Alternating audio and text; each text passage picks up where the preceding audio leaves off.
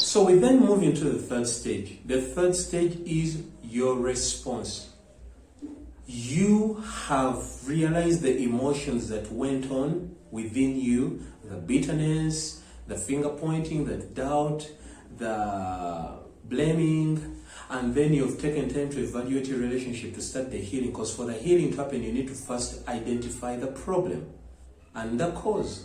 Then you will know what kind of remedy to use for the healing to happen. And so you have evaluated the relationship for the different things and you've noted them down. What is your response? The first thing you need to do is to forgive yourself for the mistakes that you made. Unless you forgive yourself, you're going to keep on blaming yourself. You're going to keep on projecting those pains on other people that you begin relating with afterwards. And it is not going to help you have any healthy relationship with anybody else. You need to forgive yourself. Stop being hard on yourself. Stop thinking that I'm always a failure. I am always this and that and the other. Accept you made those mistakes and forgive yourself. Then secondly, forgive your ex-partner. Forgive the one who walked out on you. Forgive the one that you walked out on.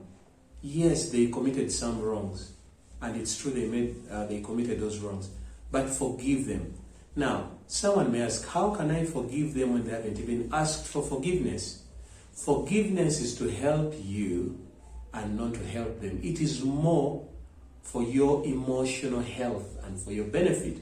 You know, there is this statement that has been mentioned so widely that not forgiving the other person is like you taking a bottle of poison, hoping the other person would die. That is what happens when you refuse to forgive the other person. Forgiving the other person helps you to heal, helps you to move forward, and it can restore the relationship with the other person that you've forgiven. It may not necessarily be a dating relationship again, but there is a working relationship that can grow. There's a friendship that can grow. So forgive yourself. It will free you from that prison of bitterness and rage. Forgive the other party, even when they have not apologized. Forgive them still, because it helps you with the healing process. And the third thing you do is you get back to living an intentional, purposeful life. Sometimes when we get into these relationships, we lose a lot of ourselves trying to make sure that the relationship works out. So in the process of investing into the relationship to make sure it works out, to make sure that the other person is happy, we forget about ourselves.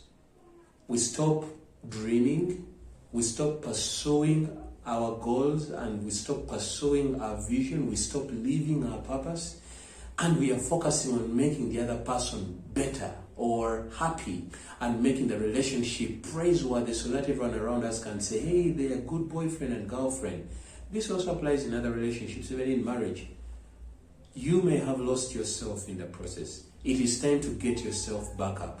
It's time to reflect again. What is my purpose? How should I live it out? What am I passionate about so that I can go on to get it? If you don't do that, chances are you're going to spiral down on a path of regression and do worse things. People who have walked out of relationships, some of them may end up becoming worse than they were. They say, I have been in this prison, therefore, now I can do whatever I want. I can date whoever I want, I can drink myself away, I can do all the things because there is this feeling of excitement of I'm free again. Or for the one that has been walked out on, they may end up going into a sexual binge because they feel low. They say, how could he walk out on me? How could she walk out on me? They hate themselves, so they end up drinking themselves away. They end into drug abuse. They end up destroying all the other relationships they have with friends. They go into a depression, and it could even lead them to terminal illnesses and death.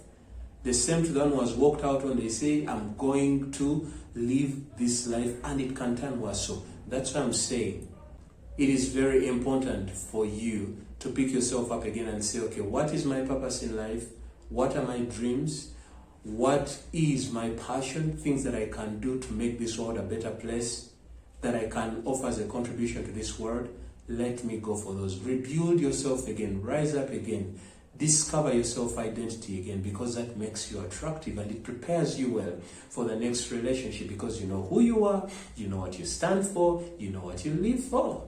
And then after that, finally, prepare yourself for the next relationship. I know right now someone may be saying, I can never enter another relationship. I have had enough. This relationship treated me so bad, I have had enough.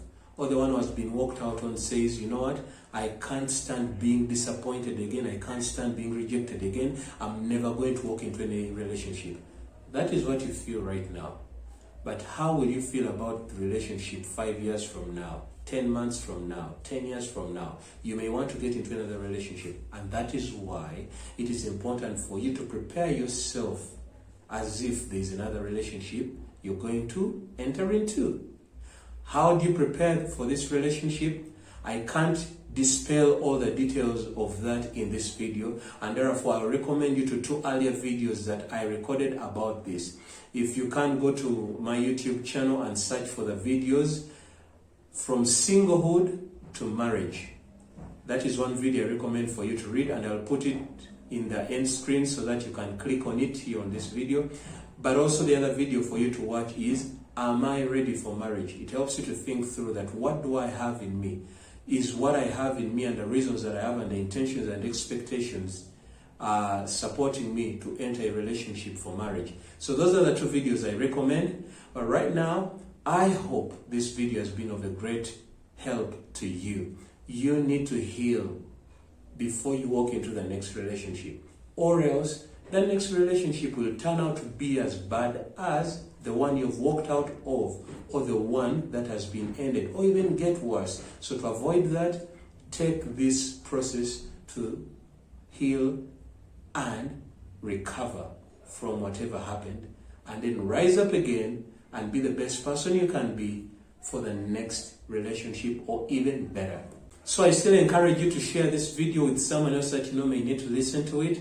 And if you haven't yet subscribed, I would appreciate so much if you subscribe to this channel and click on the bell icon for notifications so that you're notified every single time I release a new video.